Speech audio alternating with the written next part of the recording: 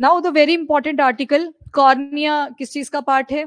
आई का। पर यहाँ पे कॉर्निया के बारे में तो देखेंगे, पर जो हमारा नेशनल लेवल के ऊपर डोनेशन का एक क्राइटेरिया चलता है, उसको लेके कुछ अमेंडमेंट्स हुई हैं 2025 के अंदर। जैसे मशीन्स देखी होंगी, किसी ने कभी आई का चेकअप करवाया है? कितनों ने करवाया है यहाँ पे? ठीक है, वो जब आप जाते ही हो अभी, तो पहले बिठाते हैं आपको कि इसमें देखना है आपने, फिर वहां से एक स्प्रे आता है, करा है किसी ने ये एक्सपीरियंस? फिर उससे आंखें आपकी डायलेट हो जाती है, मतलब वो जो फिजिशियन होते हैं उनको आराम से देखने को हो जाता है, तो इस वजह से वो मशीन रखी होती है। अब उस मशीन को हटा दिया जाएगा हॉस्पिटल से। रीजन बिहाइंड बहुत ज्यादा कॉस्टली होता है, और हम चाहते हैं कि हेल्थ केयर सेक्टर जो वल्नरेबल सेक्शन है वहां तक भी पहुंचे। तो जब हैंडमेड डिवाइसेस यूज करे जा सकते हैं तो बड़ी मशीन्स की रिक्वायरमेंट नहीं है, तो कुछ ऐसे छोटे छोटे चेंजेस करे गए, तो उसी को लेके था ये। तो सबसे पहले जो थोटा भी बोलते हैं इसको, THOTA, transplantation of human organ and tissue amendment rule 2025। वैसे तो ये एक्ट 1994 का आ रखा था, 25 में कुछ रूल्स में चेंजेस करे गए हैं, अमेंडमेंट्स करी गई हैं, छोटी छोटी अमेंडमेंट्स हैं, इस वजह से ये ज्यादा न्यूज में था। और मेनली मैंने आंख की बात करी, और आंख का भी कौन से वाले पार्ट? कॉर्निया, तो उससे रिलेटेड चीजें यहाँ पे चेंज करी गई हैं। तो union ministry of health and family welfare ने बोला कि ये जो transplantation of human organ and tissues amendment rule 2025 है, इसमें हम थोड़े से चेंजेस करेंगे। अब क्या क्या है? तो number 1 is related to the cornea. तो जब आप आंख को देखते हो ध्यान से, ये व्हाइट वाला पार्ट कौन सा था? स्क्लेरा। स्क्लेरा, किसी ने बोला भी स्क्लेरा। और फिर आपने देखा था बीच में प्यूपिल होता है, जब आप टॉर्च वगैरह मारते हो अपनी आंख के ऊपर, तो इसका साइज एकदम से छोटा हो जाएगा, जैसे उसको रिमूव करोगे वो इंक्रीज कर जाएगा, लाइट की एडजस्टमेंट चल रही होती है। वैसे ही एक टॉप में, अब मैं इसका साइड व्यू आपको दिखाऊं, तो ये जो बाहर वाला पार्ट होता है, दिस इज कॉल्ड कॉर्निया। बच्चों की आंखें देखी है कभी? जैसे न्यूली बॉर्न बेबीज होते हैं, बड़ी बड़ी आंखें होती हैं उनकी, उनका कॉर्निया वेल डेवलप नहीं होता उस टाइम पे। जैसे यहाँ पे आपको थोड़ी सी कोन लाइक अपीयरेंस दिख रही होगी ना, बाहर को ये मर्ज हो रखा है। बच्चों के केस में ऐसे नहीं होता, जैसे मूवीज में नहीं दिखाते, अजीब सा दिखता है जब भूत वगैरह आते हैं, या सांप का दिखाया जाता है विजन, कंपाउंड आई वाला, देखा है कभी? बस वैसा जैसे उनको दिख रहा होता है। अभी वो अडेप्ट नहीं हो पाते लाइट के साथ, क्योंकि एकदम से पैदा हुए हैं, वूम से निकल के आए हैं, वहां पे कंडीशंस कुछ और थी, वहां पे थोड़ी वैसी लाइट की अवेलेबिलिटी थी, तो लाइट एडजस्ट करती है। बच्चों के केस में ये स्फेरिकल शेप होती है, और उसके बाद जाके ये ऐसी कोनिकल शेप अटेन करने लगती है। तो ये जो कॉर्निया होता है, ये आंख का बिल्कुल बाहर वाला पार्ट होता है। क्या इसमें ब्लड वेसल्स होती हैं? कितने बोलते हैं यस? इसमें ब्लड वेसल्स नहीं होती, बताया था एक दिन, 2-3 बार कर लिया है वैसे, पर फर्क नहीं पड़ता। यहाँ पे एक्वस ह्यूमर होता है, यहाँ पे लेंस होगा, और ये आगे वाला विट्रस ह्यूमर, ये पूरा पार्ट जो दिख रहा है आपको, दिस वन। अभी देखो मैं एक लाइन बोलूंगी, मैंने बोला था कि कभी रोए नहीं हो, आपने देखा नहीं ऐसे रेड कलर की नर्व्स डेवलप होती, रोए नहीं हो अनिल? रोए हैं, हाँ ठीक है। हाँ, सुनो सुनो अब। नहीं नहीं बोला उन्होंने, रोया हूँ, ये उस कॉन्टेक्स्ट में कर रहा था ऐसे कि हाँ टॉपिक के हिसाब से। सुनो सुनो, जब रेड कलर की शेड आती है फिर आंख में, तो आपने नोटिस किया होगा ऐसे नर्व्स यहाँ यहाँ तक पहुंची होती हैं, पर ध्यान से देखोगे ना तो थोड़े से गैप पे होती हैं, मतलब थोड़ी सी व्हाइट कलर की टिंच आपको दिखाई देगी। तो ब्लड वेसल डायरेक्टली आपके कॉर्निया के साथ कनेक्टेड नहीं होती, नर्व्स होती हैं, इसी वजह से दर्द भी होगी जब टच करा जाता है। ऐसे थोड़ी होता कि किसी की आंख की सर्जरी हुई कॉर्निया वाले पार्ट की, और उसको दर्द ही नहीं हो रहा। खारिश वगैरह लगी होती है ना, तो रिसेप्टर्स प्रेजेंट होते हैं कॉर्निया के पास में। पर वो जो ब्लड वेसल्स हैं, फिर नरिशमेंट कैसे मिलेगा कॉर्निया को? यही बताया था, ये जो एक्वस ह्यूमर होता है, लिक्विड वाला पार्ट होता है, ये नरिशमेंट प्रोवाइड करता रहता है कॉर्निया को। अभी तो कॉर्निया के केस में जो हमारी स्टडीज हैं और डॉक्टर्स ने जो सर्जरी अटेन करी है एक प्रिसाइज लेवल के ऊपर, वो यही रीजन है, ब्लड वेसल डायरेक्टली कनेक्शन में नहीं होती कॉर्निया के साथ। नरिशमेंट कहाँ से आया? From the aqueous humour. और नर्व्स होती हैं, रिसेप्टर्स भी अवेलेबल होते हैं, तो चोट वगैरह जब लगती है तो यहाँ पे आपको पेन फील होती है कॉर्निया के केस में। छोटे मोटे अगर खरोचे आ जाती हैं, जैसे डस्ट पार्टिकल आंख में चले जाते हैं, तब तो कॉर्निया सह लेता है। पर अगर कोई नाइफ वगैरह से कट लग जाए तो वहां पे मार्क रह जाते हैं और विजुअल इंपेयरमेंट्स आ सकती हैं। तो ये कॉर्निया से रिलेटेड अब एडवांसमेंट हुई है, तो कॉर्निया का पार्ट थोड़ा सा स्टडी कर लेते हैं। आउटर लेयर है और फ्रंट पार्ट ऑफ द आई में लोकेटेड है, और ओपनिंग जो प्यूपिल वगैरह होता है वो उसके पीछे होगा, उसके आगे जाके लेंस प्रेजेंट होगा। तो जैसे ही आंख वाला स्ट्रक्चर है, यहाँ पे लाइट पड़ती है, तो लाइट को ये एडजस्ट करना शुरू कर देता है। तो पहला कौन सा पार्ट है आई का जो लाइट को एडजस्ट करना शुरू कर देता है? वो है कॉर्निया, वो कलेक्ट कर लेता है एटलीस्ट। बाद में प्यूपिल तो बैठा ही हुआ है एडजस्टमेंट के लिए, वो साइज इंक्रीज और डिक्रीज कर रहा है अपना। तो फ्रंट पार्ट है, और उसके बाद एंटीरियर चैम्बर से अपना नरिशमेंट लेते हैं, डायरेक्टली आपको ब्लड वेसल्स नहीं मिलेंगी। और स्क्लेरा वही वाला पार्ट जो मैंने आपको ये दिखाया, ये वाला, दिस वन, जो व्हाइट वाला पार्ट होता है, दैट इज कॉल्ड स्क्लेरा। ये इसको थोड़ा सा ओवरलैप करता है, जिससे फिर नरिशमेंट एक्सचेंज हो जाता है एक्वस ह्यूमर के थ्रू। नाउ जो कॉर्निया का फंक्शन है वो मेन क्या है, तो लाइट को बेंड करवाना, थोड़ा सा रिफ्रेक्ट करवाना। अब साइंस शुरू हो चुकी है आपकी, ऑप्टिक्स में आप पढ़ेंगे रिफ्रेक्शन, रिफ्लेक्शन, क्या डिफरेंसेस है इनके बीच में, कौन से लेंसेज आएंगे, वो सारी चीजें आप ऑप्टिक्स में करेंगे। तो अभी के लिए मैं ऑप्टिक्स पे नहीं जा रही। और जैसे जैसे बच्चे होते हैं छोटे से, उनका स्फेरिकल शेप में आपको मिलेगा, बट जैसे हम बड़े होते हैं तो इसमें भी ग्रोथ आती है और फिर थोड़ी सी कोनिकल शेप ले लेता है, ताकि बेटर लाइट को ग्रास्प कर सके। इसके साथ कॉर्निया से रिलेटेड कुछ प्रॉब्लम्स भी आपने सुनी होंगी, जैसे आपने सुना होगा कि UV B, UV ultraviolet A, ultraviolet C. सबसे ज्यादा डेंजरस कौन सी होती है? बी वाली। ए कम डेंजरस है एंड सी बी से कम डेंजरस है, मतलब सबसे ज्यादा बी, देन सी और फिर ए। अब मतलब मेन फोकस हम करेंगे यूवी बी के ऊपर और यूवी सी के ऊपर। जो सी वाली यूवी रेडिएशन होती है कॉर्निया पूरा ही एब्सॉर्ब कर लेता है, मतलब आगे आंख तक वो जाएगी नहीं, तो हार्मफुल रेडिएशन से हम बच गए। उसके अलावा जो यूवी बी रेडिएशन होती है, इसको ये 98 to 99% रोक लेता है, थोड़ी बहुत आगे चली जाती है। तो एक टाइम आता ही है कि हमारी आंखें खराब होती हैं सबकी। बहुत रेयर लोग होते हैं जिन्होंने हेल्दी डाइट रखी होती है जिनकी ठीक रहती है, पर इस केस में 98 to 99% ये एब्सॉर्ब कर लेते हैं। तो मतलब जो कॉर्निया है वो फिल्टर की तरह भी एक्ट कर रहे हैं। किसको फिल्टर आउट कर रहे हैं? तो इलेक्ट्रोमैग्नेटिक रेडिएशंस को। ब्लड वेसल यहाँ पे आपको नहीं मिलेगी, पर पेन और टच के रिसेप्टर दोनों प्रेजेंट है, तो इस वजह से अगर चोट लगती है तो पेन यहाँ पे फील होता है। उसके बाद आपने कुछ प्रॉब्लम सुनी होंगी आंख से रिलेटेड स्टेट एग्जाम के, मतलब सबसे रेलिवेंट क्वेश्चन है, फिजिक्स में से कुछ नहीं पूछा उठा के वो आपसे पूछ लेगा, मायोपिया या फिर हाइपरमेट्रोपिया। सुना हुआ है सभी ने इसके बारे में? जैसे मायोपिया, दूर का नहीं दिखता कि पास का नहीं दिखता? पास का दिखता है पर दूर का नहीं दिखता। ये मेरे पास से याद करते थे हम, मेरे पास मतलब पास वाली जो चीज है वो दिखाई दे रही है पर दूर की नहीं दिख रही है। मायोपिया के लिए कौन सा लेंस लगता है? कॉनकेव। कॉनकेव लेंस डाइवर्जिंग होता है। एक ही चीज पढ़नी होती है, या तो कॉनकेव मिरर पढ़ लो या कॉनकेव लेंस पढ़ लो, फिर बाकी सारी चीजें उल्टी पुल्टी करनी होती है आपको, पूरे फीचर उल्टे हो जाते हैं। अभी सारे में नहीं जा रहे। तो हाइपरमेट्रोपिया इसका बिल्कुल उल्टा हो जाएगा। उसमें क्या होगा, आपको दूर का तो दिखेगा पर पास का नहीं दिखाई देगा। तो उसमें लेंस भी ऑपोजिट यूज करा जाता है, विच इज कॉन्वेक्स लेंस। और ये जो मायोपिया है, अगर आपको नजदीक का दिखाई दे रहा है तो इसको नियर साइटेडनेस बोल सकते हैं, तो नियर साइटेडनेस वाली कैटेगरी है। और ये वाला क्या है, दूर का देख पा रहे हो तो यहाँ पे आ जाएगी फार साइटेडनेस। उसके अलावा एक और कैटेगरी आती है एस्टिग्मेटिज्म। अब जैसे जैसे उम्र बढ़ती है तो जो कॉर्निया की शेप है दोबारा से इरेगुलर होना शुरू हो जाती है। अब ना तो दूर का ढंग से दिखेगा ना तो पास का ढंग से दिखेगा।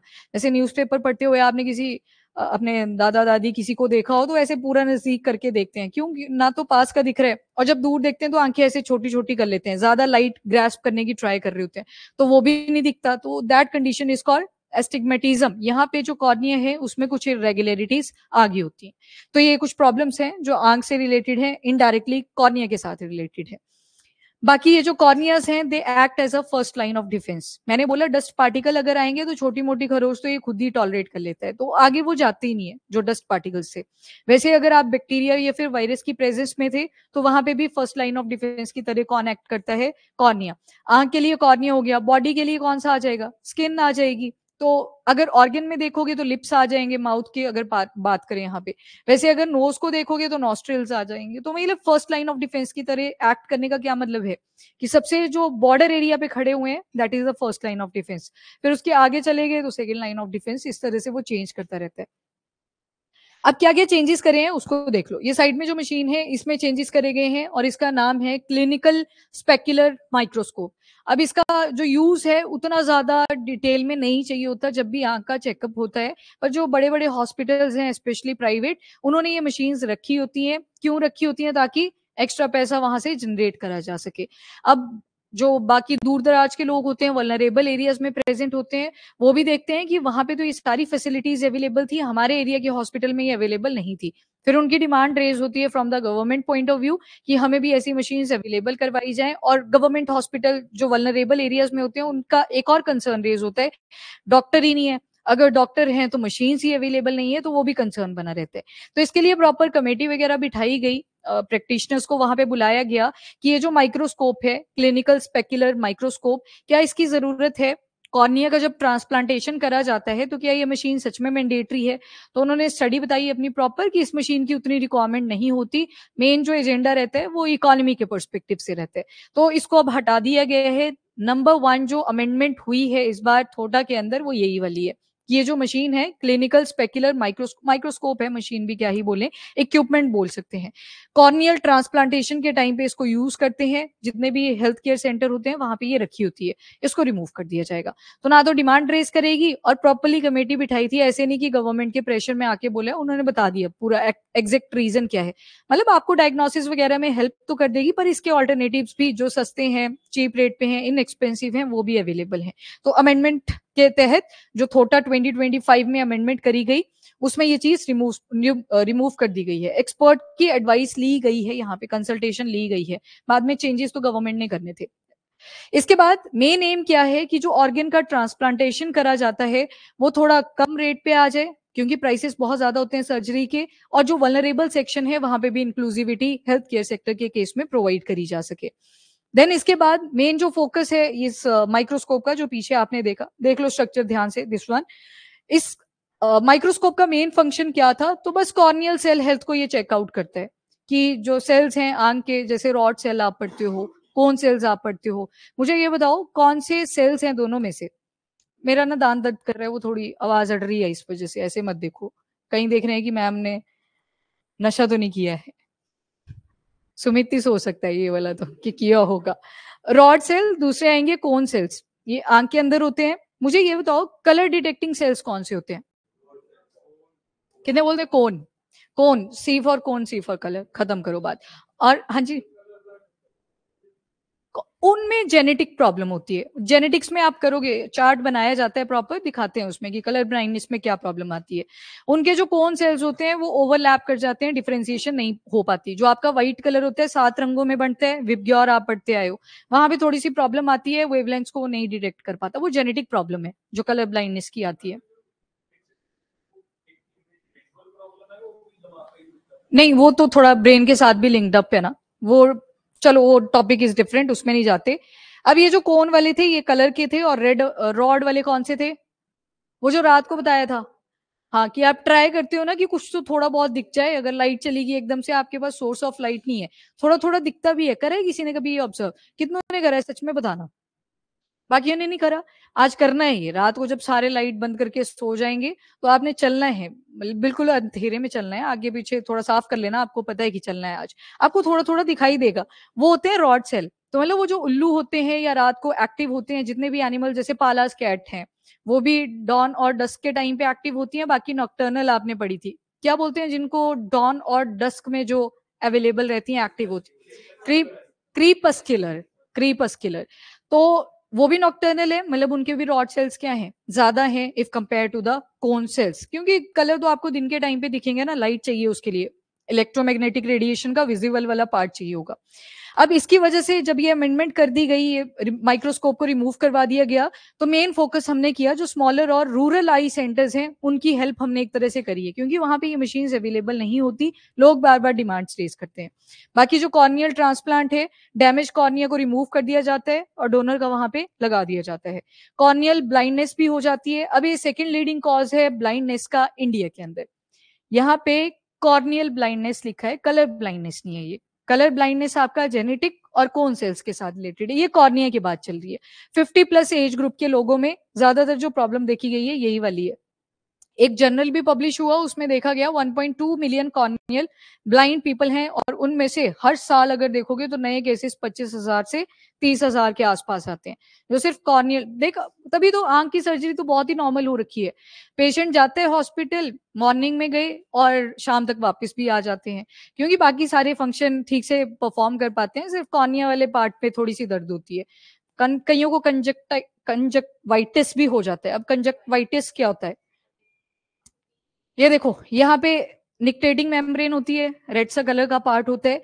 कई बार जब इरिटेशन होती है यहाँ पे पूरे एरिया में रेडनेस फैल जाती है, बोलते नहीं है एक आंख लाल हो रखी है, तो वो कंजक्टिवाइटिस ही बोलते हैं उसको। इन्फ्लेमेशन इन ये जो निक्टेटिंग मेम्ब्रेन के आगे कंजक्टिवा वाला पार्ट होता है, यहाँ पे इन्फ्लेमेशन होती है, उसको बोलते हैं।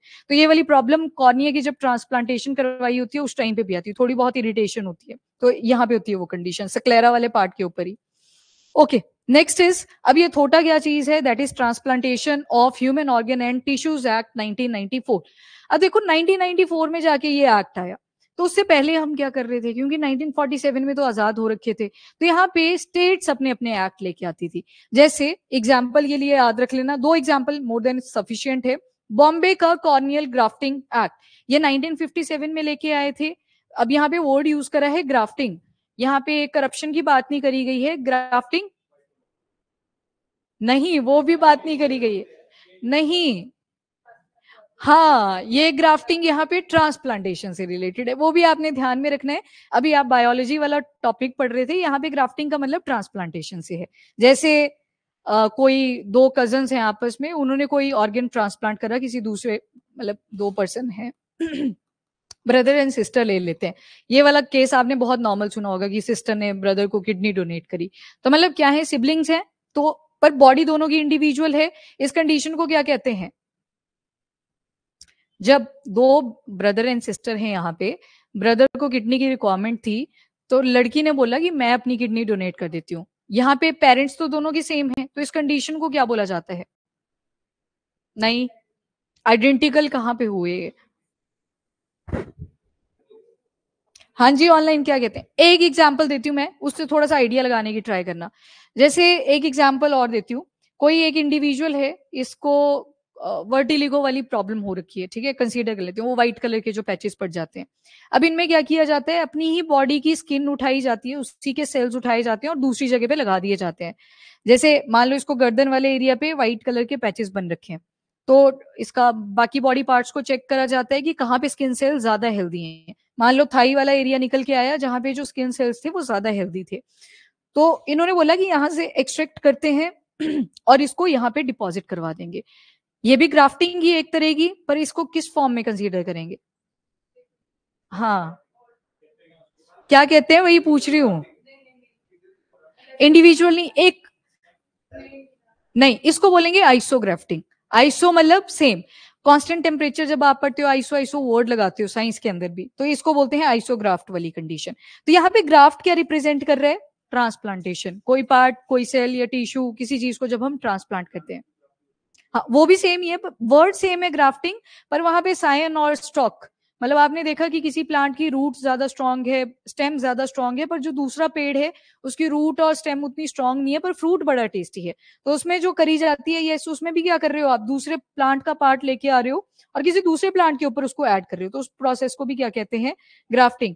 तब तो ग्राफ्ट वर्ड जो है बड़ा ज्यादा ब्रॉड है, आपको टॉपिक ध्यान से देखना है। यहाँ पे ट्रांसप्लांटेशन की बात करी गई थी, एक ग्राफ्टिंग आपने और पढ़ ली है जल जीवन मिशन के दिन, उस दिन ऑफिशियल जब करप्शन में इन्वॉल्व थे, तो मतलब शब्द एक ही है, मल्टीपल डायमेंशन से। यहाँ पे ट्रांसप्लांटेशन की, हाँ ये वही बोली नीतीश ने भी कि जो प्लांट्स में करी जाती है, जो ऊपर वाला हिस्सा होता है उसको साइन बोल देते हैं, नीचे वाले पार्ट को स्टॉक बोल देते हैं, प्रोसेस का नाम ग्राफ्टिंग रखा हुआ है, पर वो ग्राफ्ट नहीं है अकेला, वो ग्राफ्टिंग बोलते हैं उसको, ठीक है। ये आइसोग्राफ था, ये आइसो था, तान्या, आइसो। अब ऑटो कौन सा हुआ, जहां भी आपके पेरेंट्स सेम थे, मतलब कहीं ना कहीं आपके बीच में थोड़ी सी जेनेटिकल आइडेंटिफिकेशन है, तो उसमें ऑटोग्राफ्ट वर्ड यूज कर लेते हैं। और वहीं पे कजन आ जाते तो एलोग्राफ्ट यूज कर लेते हैं, एलो मतलब डिफरेंट, एलो का मतलब बायो के अंदर डिफरेंट ही रहता है। और अगर तो स्पीशी अलग हो जाए तो फिर जीनो ट्रांसप्लांटेशन बोलते हैं उसको, जीनो वर्ड यूज करते हैं कि अगर स्पीशी में ही डिफरेंशिएशन आ जाता है, जीनोग्राफ्टिंग इस प्रोसेस को बोल दिया जाता है। मतलब ओवरऑल ये जो ग्राफ्ट वर्ड आपका निकल के आया, ये रिलेटेड है यहाँ पे ट्रांसप्लांटेशन से। तो सबसे पहले बॉम्बे की कॉर्नियल ग्राफ्टिंग एक्ट है 1957 की, बॉम्बे ने बना दी, पूरे इंडिया में इसी का यूज कर लेते थे कि जैसे बॉम्बे की एक्ट है तो उसके अंडर जो रूल्स एंड रेगुलेशन है वही हम भी इम्पोज करते हैं। फिर उसके बाद महाराष्ट्र का किडनी ट्रांसप्लांटेशन एक्ट है, तो ये 1982 में आया था। तो मतलब अगर किडनी से रिलेटेड कोई रूल्स एंड रेगुलेशन सेंटर को बनाने हैं, वो एग्जाम्पल उठा लेते थे कि महाराष्ट्र का है।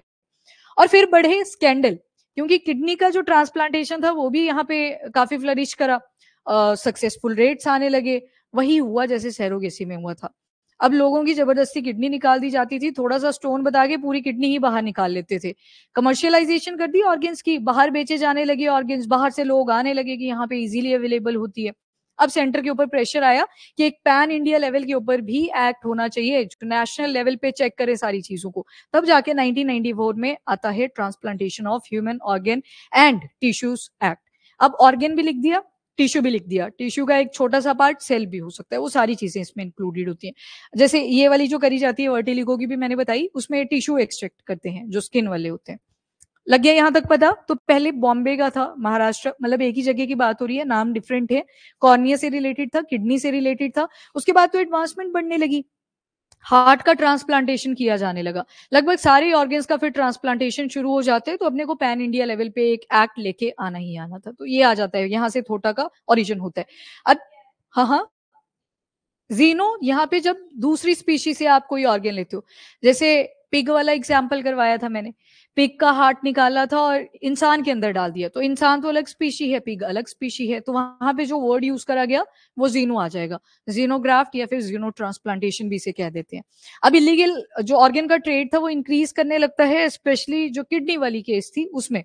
और इसकी वजह से एक्सपर्ट से डिमांड करी जाती है कि हमको एक नेशनल लेवल पे कोई एक्ट लेके आना पड़ेगा, तो यहीं से थोड़ा का ओरिजिन हो जाता है। ये वाली याद रखना। अब कमेटी बिठाई जाती है कि वो रिकमेंडेशन दे, इसमें मेडिकल प्रैक्टिशनर होते हैं, ministry of health and family welfare के लोगों को बुलाया जाता है और उनसे सजेशन लिए जाते हैं। सजेशन बाइंडिंग नहीं होंगे क्योंकि यहाँ पे वर्ड यूज करा है सिर्फ रिकमेंडेशन। जब भी कोई कमेटी न्यूज में आती है वहां पे देख लेना रिकमेंडेशन लिखा होता है। एट द एंड मिनिस्ट्री की चॉइस रहेगी, वो फिर कैबिनेट बैठेगा, कैबिनेट चेक करेगा कि इसको इम्पोज करना है या नहीं, फिर लोग पिटिशन डालेंगे, फिर सुप्रीम कोर्ट ने जुडिशियल रिव्यू करना है। तो वो सारी चीजें चलती हैं, वो बात की हैं। यहाँ पे LM सिंघवी कमेटी बिठाई गई थी, मतलब ये इसको लीड कर रहे थे 1991 में। इन्होंने भी काफी सारी रिकमेंडेशन दी थी जो इस नेशनल एक्ट के अंदर इंक्लूड करी गई फिर 1994 में जाके। ये 1991 में आई थी। सवाल बन सकता है, कमेटीज पे आते हैं, जो आपका इम्यूनोलॉजी हो गया, ऑर्गन ट्रांसप्लांटेशन है, मल्टीपल बार ये आपके आर्टिकल न्यूज में आते रहते हैं। तो LM सिंघवी 1991 में इन्होंने दिया था कि एथिकल और ट्रांसपेरेंट तरीके से ट्रांसप्लांटेशन होनी चाहिए। तभी तो जब ट्रांसप्लांटेशन करी जाती है फैमिली मेंबर से सिग्नेचर लेते हैं हॉस्पिटल के अंदर कि रिस्पॉन्सिबिलिटी आपकी है, तो कोई धांधलेबाजी, बाकी आपको क्या पता है डॉक्टर क्या कर रहे हैं अंदर, हो भी जाता है। हाँ चलो ठीक, हाँ अब तो व्हाइट कॉलर टेररिज्म रेकमेंडेशन कौन लेके आता है? मेडिकल प्रैक्टिशनर की टीम बुलाई जाती है कैबिनेट के द्वारा। यहाँ पे कोई कमेटी नहीं बिठाई, सिर्फ बुलाया उनको, पूछा उनसे कि ये मशीन मैंडेटरी है या नहीं है, मतलब इसके बिना काम चल जाएगा, ये सवाल पूछा। तो आपने देखा होगा हैंडमेड डिवाइसेस भी होते हैं वहां पे, मतलब आप इजीली उसको हैंडल कर सकते हो, तो वो मशीन भी सेम ही काम करती है जैसे ये माइक्रोस्कोप करते हैं। कैसे नहीं, कोर्ट नहीं, लेजिस्लेचर करेगा यहाँ पे। हाँ कोर्ट तो बाद में देखेगा, लॉ बन गया, अब कोर्ट चेक उसको करेगा कि इन्होंने ठीक किया कि नहीं। अब ये तो ठीक ही रहेगा, बाकी सेंटर्स में अवेलेबल नहीं था पर आय का चेकअप वहां पे भी चल रहा था, तो इसको रिमूव कर दिया। महंगी थी मशीन और हमें अफोर्डेबल और एक्सेसिबल बनानी है चीजें, इस वजह से इसको रिमूव करवाया। डन, ठीक है। ये LM सिंघवी नाम आप याद रखोगे 1991। इसके लिए जब अमेंडमेंट करी गई, छोटी सी अमेंडमेंट्स थी, मेन फोकस एक ही मशीन पे था, तो बड़ी कमेटी नहीं बिठानी पड़ी, मेडिकल प्रैक्टिशनर्स को ही बुलाया गया था, तो उन्होंने एक्सपर्ट एडवाइस ली और दैट्स इट। और यहाँ के अंदर ओके, मेरे को लगा चूहा आ गया, आपने एकदम से पैर ऐसे आगे करे, चूहा नहीं है वो थोड़ा कल से चल रहा है चूहे का सर्कल, तो इस वजह से मुझे चूहे ही दिख रहे हैं अब। Removal, storage and transplantation of human organ, उससे रिलेटेड जितनी भी रूल्स एंड गाइडलाइंस हैं वो सारी आपको इसी एक्ट के अंदर अब मिलेंगी 1994 की। और कैसे कमर्शियल डीलिंग जो करी जाती है, अगर कोई करता है तो पेनल्टीज क्या क्या रहेंगी, वेरी करती हैं, बैकएंड पे पैसा भी खिला दिया जाता है, कई बार सब सॉर्टेड हो जाता है। देन ये जो एक्ट है, ethical retrieval of organ, ethical retrieval ये करवाई जाती है शपथ पहले डॉक्टर्स से कि कभी भी आप ऐसे नहीं करोगे कि जो पेशेंट आपके पास आया था आपने ऑर्गन निकाली है, बेचारे पेशेंट को क्या पता है कि क्या चल रहा है सर्जरी के टाइम पे, तो वो चीजें यहाँ पे नहीं करनी है। और जो ब्रेन डेड इंडिविजुअल्स होते हैं उनका भी आप कोई ऑर्गन यहाँ पे अनएथिकल तरीके से एक्सट्रैक्ट आउट नहीं करोगे। और जो लिविंग लोग होते हैं वो कर सकते हैं अपना ट्रांसप्लांटेशन, कैसे करेंगे, एथिकल तरीके से होना चाहिए, वो सारी चीजें मतलब प्रोसीजरल रहेंगी। ये सारी चीजें आपको एक्ट ऑफ 1994 में इंक्लूडेड मिलेंगी। बाकी मेजर प्रोविजन क्या क्या है इस एक्ट के अंदर कि जब भी आप ऑर्गन को रिमूव करोगे तो उसके पीछे का एक ही रीजन होना चाहिए, विच इज थेराप्यूटिक। तभी तो आपसे जब आप लाइसेंस वगैरह के लिए अप्लाई करते हो, वहां पे पूछते हैं ना कि अगर इन केस एक्सीडेंट में डेथ हो जाती है आपकी तो क्या आप अपनी ऑर्गन डोनेट करोगे? येस और नो का ऑप्शन होता है। मेजोरिटी नो ही करते हैं। यहाँ पे कितनों ने येस करा था? नहीं करा होता है। मैंने पता नहीं किस खुशी में कर दिया, मैं कर दो यस, क्या फर्क पड़ रहा है एट द एंड। पता लगा झाड़ू से साइड करना पड़ा, अगर नहीं ऐसे ना हो, चलो छोड़। ऐसे नहीं हो, आज उल्टा पुल्टा ही हो रहा है सुबह से। आज मैं सुबह भी आ रही थी ना, वो रोड बंद था, मैंने देखा ही नहीं दूसरी तरफ। वो आदत पड़ी हुई है कि एक ही साइड देखना है, दूसरी तरफ क्यों देखना है। उधर से एकदम से बाइक वाला आ गया और हमें ऐसे पूरे क्लैश। वो बोलता बेटा ध्यान से। मैं कहा सॉरी अंकल, मेरी गलती थी, मुझे पता है। चलो ठीक है। तो ये जो थेराप्यूटिक पर्पस है, इसी के साथ इन्फॉर्म्ड कंसेंट, जो जिस भी पर्सन का आप ट्रांसप्लांटेशन कर रहे हो उसको इन्फॉर्म करना है। अब यहाँ पे दिक्कत आ गई ब्रेन डेड लोगों की, कि अगर इनकेस ब्रेन डेड भी छोड़ो, इन लोगों की जिनका एक्सीडेंट हो रखा है, अब उनसे कैसे कंसेंट लोगे? वो तो ऑलरेडी बेड पे पड़े हुए हैं। तो वहां पे रिलेटिव्स इंक्लूड करे जाते हैं। सबसे पहले जो रिलेटिव्स आते हैं वो, अगर मैरिड है, लड़का था इनकेस मैरिड है तो वाइफ से पूछा जाता है। देन पेरेंट्स का नंबर आता है। अगर उम्र ज्यादा बढ़ रखी है पेरेंट्स की तो फिर बच्चों से पूछ लिया जाता है। तो ये साइकिल चलती है। और कई बार कोई भी नहीं होता तो उस केस में दूर के रिलेटिव्स आते हैं, पर फिर वो केस कोर्ट में चला जाता है कि इन्होंने यहाँ पे हामी भरी हुई थी। तो लंबा प्रोसीजर चलता है। रिलेटिव अपने क्लोज से शुरू करते हैं ये। और उसके बाद ऑथराइजेशन कमेटी बैठती है जब भी ट्रांसप्लांटेशन करना होता है। इवन जब भी ऑर्गन ट्रांसप्लांट करवाए जाते हैं तो वहां पे भी प्रॉपर स्टैंपिंग होती है। पहले नोटरी वाला प्रोसीजर यहाँ पे भी रहता है। मेडिकल प्रैक्टिशनर आपको पूरा असाइन कर देगा कि इस लेवल का ऑर्गन डैमेज हुआ है, यहाँ पे ट्रांसप्लांटेशन नीडेड है। तो प्रोसीजर लंबा चलता है। उसके बाद अमेंडमेंट एंड रूल्स आपने देख लिए। एक ही अमेंडमेंट है फॉर नाउ, कि वो जो चेंज करा गया है मशीन से रिलेटेड। वैसे हेल्थ क्या है, स्टेट सब्जेक्ट है या सेंटर सब्जेक्ट है? ये स्टेट सब्जेक्ट है। वैसे स्टेट की पहली रिस्पॉन्सिबिलिटी बनती है कि हेल्थ केयर सेक्टर के अंदर फोकस करा जाए, तो स्टेट सब्जेक्ट आता है। बाकी इंडिया का अब देख लो, टोटल ऑर्गन ट्रांसप्लांटेशन अगर ग्लोबली देखोगे तो हम थर्ड रैंक पे हैं। पर अगर पूछा जाए कि फर्स्ट लिविंग डोनर, जो फर्स्ट रैंक है हमारा, वो लिविंग डोनेशन में है। जैसे किडनी डोनेट कर दी, क्योंकि थोड़ी ह्यूमैनिटी पर्पस आ जाती है, हमारा खून है, वो वाला अप्रोच चल पड़ता है, तो इस वजह से हमारा फर्स्ट रैंक भी आता है। प्लस हमारी डेमोग्राफी भी ज्यादा है, इस वजह से हम इस वाली कैटेगरी के अंदर फर्स्ट पे आ जाते हैं। यूएस हो गया, चाइना हो गया, फर्स्ट एंड सेकंड। यूएस में देखोगे तो आफ्टर डेथ भी वो लोग अपना जो ऑर्गन्स है उनको डोनेट करवाते हैं। पहले लिख दिए होते हैं फॉर्म वगैरह, अपने एडवोकेट्स वगैरह के पास सबमिट कर देते हैं। क्यों करते हैं? ताकि जो एमबीबीएस वगैरह करते हैं आगे चल के लोग, उनको हेल्प मिल सके। अच्छा, एक बार हमने डिस्कशन भी करी थी जब H1B वीजा पड़ा था, तो उसमें क्या आया था कि मैंने ऐसे ही बोल दिया था मजाक में कि यूएस वैसी लेबर जनरेट करती नहीं है जो स्टेम के फील्ड में जाए। अब तो ट्रंप ने भी बोल दिया, खुद ही एक दिन स्टेटमेंट दे दी लेमन सी की, हमारी तो है ही नहीं ऐसी पब्लिक की जो स्टेम के फील्ड के अंदर काम करती है। पहले खुद ही इतनी ज्यादा ड्यूटी, पैसा इंपोज कर दिया, एम्प्लॉयर को बोल दिया कि इतना पैसा लगेगा। कितना था? $1 लाख का वन टाइम पेमेंट थी बेशक। अभी खुद ही बोला, कल ही बोली है ये स्टेटमेंट, और कि हमारे पास तो है ही नहीं लेबर जो स्टेम के अंदर काम कर सकती है। ओपनली बोला, लिटरली। तो ऐसी चीजें वहां पे नहीं करते। सच में लेविश लेविश लाइफस्टाइल आपको ज्यादा मिलेगा। अमीर है भाई सबसे ज्यादा वर्ल्ड के, तो ऑब्वियस सी बात है। ओके, छोटा सा आर्टिकल था, अगेन इंपॉर्टेंट है। एक ही अमेंडमेंट हुई है, उसको ध्यान में रखना।